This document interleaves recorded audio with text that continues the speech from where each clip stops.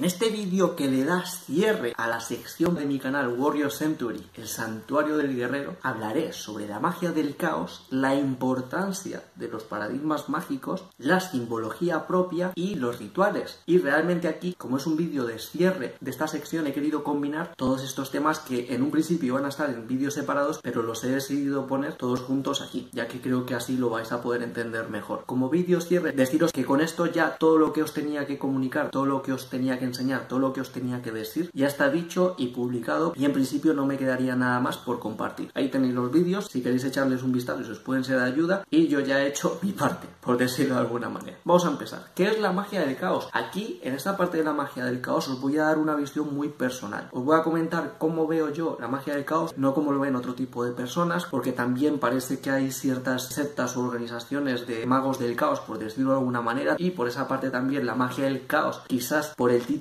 que tiene, porque es como caos, suena como algo muy caótico, incluso malvado, oscuro y cosas así. Entonces puede que esté relacionado con incluso lo que son magos oscuros o magos grises, pero yo simplemente por magia del caos considero que es la comprensión de la magia centrada en su funcionalidad y saber utilizar las diferentes herramientas que uno tenga para adaptar los diferentes paradigmas mágicos y de esa manera buscar tener los efectos mágicos de la manera más eficiente posible. Por lo que de manera muy resumida, para mí simplemente magia del caos significa libertad y funcionalidad. Y como todo proceso de libertad y de funcionalidad, pues requiere que tengas conocimiento, que tengas experiencia, requiere también que tengas esa creatividad como para poder asumir un paradigma mágico y desarrollarlo de manera totalmente propia y adaptarlo según lo que te venga mejor a ti. Por lo que también esta parte de la magia del caos es una magia más activa, más dinámica y no tan pasiva como lo que puede ser un tipo de magia que simplemente aprendes de otra persona. La magia del caos la tienes que desarrollar tú y tienes que adaptar la magia a ti, a tu persona, lo que te funciona a ti. Y para empezar a desarrollar tu propia magia del caos, por decirlo de alguna manera, por lo que se tiene que empezar es por desarrollar tu paradigma mágico. Y el paradigma mágico viene a ser el marco o el sistema de creencias, el algoritmo de funcionamiento que tengas, que va a hacer que tu sistema mágico que vas a diseñar pueda llegar a funcionar. Y aquí en esta parte de los paradigmas o creencias es una de las partes en las que esta magia del caos se puede llegar a diferenciar de otro tipo de doctrinas más rígidas y más inmóviles, porque un mago del caos, si es un mago del caos al 100%, tiene que tener la capacidad y la disciplina como para poder usar y desechar diferentes paradigmas según para lo que lo vaya a utilizar y según le sea de utilidad. Por lo que la base de estos paradigmas mágicos es su utilidad o funcionalidad, y esta utilidad o funcionalidad puede estar determinada por un lado por lo que os he comentado, el sistema de creencias que uno tenga, que en esta parte del sistema de creencias puede ser muy importante y debe estar muy interiorizado para poder entrar en estados de trance a la hora de hacer este tipo de actos mágicos, por lo que un mago de caos puro y duro tiene que tener esa capacidad de querer meterse totalmente en el papel y poder desconectar totalmente esa creencia que hayas podido llegar a tener porque ya no les es de utilidad, por lo que requiere de esa disciplina, esa constante evolución, por decirlo de alguna manera. Luego, por otro lado, esta parte de utilidad y funcionalidad también requiere de reciclaje y constante evolución, por lo que un mago del caos de pura cepa, según lo entiendo yo, quizás se caracterice por tener una gran comprensión de los diferentes paradigmas que existen para poder ver en qué aspecto le puede sacar provecho, lo que puede ser una visión más respetuosa con respecto a los diferentes sistemas que existan y más flexible. Simplemente aquí una parte de lo que se le critica a los magos del caos, como buscan esa simple funcionalidad y lo que les es útil, entonces las personas de ciertos ritos específicos pueden incluso sentirse ofendidas por el uso que le dan estos magos del caos a diferentes partes de su paradigma, porque su paradigma digamos que es más estricto y a lo mejor un mago del caos ve una cosa de una religión y coge algunos símbolos de ahí, luego otros de allá, luego otras prácticas de allá y hace una mezcla y lo hace algo personal y hace su paradigma mágico, pero sin casarse con ninguno, simplemente coge lo más útil de todos y lo junta en su propio sistema. Entonces digamos que a nivel marcial un mago del caos vendría a ser como un artista marcial que practica artes marciales mixtas, o quizás un artista marcial que practica sistemas de defensa personal, que simplemente coge lo mejor de todos los sistemas que existen y lo adapta a lo que mejor le va a funcionar de manera personalizada, sin casarse con ninguna disciplina. Él tiene su disciplina, puede estar más inspirado en unas, más inspirado en otras, pero al fin y al cabo el diseño va a ser totalmente personalizado. También, como ya os he comentado, otra característica que debe tener un mago del caos, o esto de la magia del caos, si se quiere hacer de pura cepa, es tener esa capacidad de desechar paradigmas. Entonces aquí es donde muchas personas pueden llegar a abandonar la senda de la magia del caos pura y dura, como os he estado comentando, y aquí por ejemplo también me puedo reflejar yo, que es que hayan diseñado un sistema, un paradigma que les es muy cómodo y simplemente dentro de esa comodidad como les funciona, entonces deciden perder flexibilidad y ganar esa rigidez y quedarse con ese sistema, por lo que en el fondo ya no los haría tanto unos magos del caos, sino que es como crear un subsistema con la magia del caos, por decirlo de una manera, y luego se acomodaron y crearon un paradigma fijo propio, una visión del mundo de la magia, digamos, más rígida, más estricta. Y esto tiene sus pros y tiene sus contras. El pro puede ser que al interiorizarlo de manera más fácil puede ser más sencillo entrar en esos estados de trance porque esas creencias están más consolidadas y es algo que puede facilitar, pero tiene un punto que puede ser letal para un mago, que es cuando ese sistema deja de funcionar y sobre todo cuando ese sistema entra en conflicto con la constante evolución que uno puede tener en la magia. Y lo digo por experiencia propia, de momentos en los que al tener sistemas creados por magia del caos, por experiencias y según la evolución y lo que va solicitando, que llega a confrontar dos paradigmas, digamos, internos clave en conflicto, y en mi caso eso llegó a ser totalmente destructivo en esto de la magia, porque básicamente si tú tienes dudas a la hora de entrar en esos estados de trance por culpa de que tienes dos paradigmas internos muy rígidos que están confrontados entre sí, va a perjudicar entrar en esos estados de trance porque estás en un conflicto interior. Aquí un mago del caos puro y duro, al tener esta facilidad de desechar paradigmas cuando es necesario, y esta por ejemplo para mí es la parte más difícil, porque yo si bien creo que tengo un paradigma muy funcional, por culpa de residuos de paradigmas antiguos que tenía muy consolidados, se podría decir que siempre queda ese eco, ese ruido del pasado que puede sabotear los sistemas futuros. Es por decir, yo digamos que antes tenía un paradigma que me fue súper útil para canalizar una cantidad de energía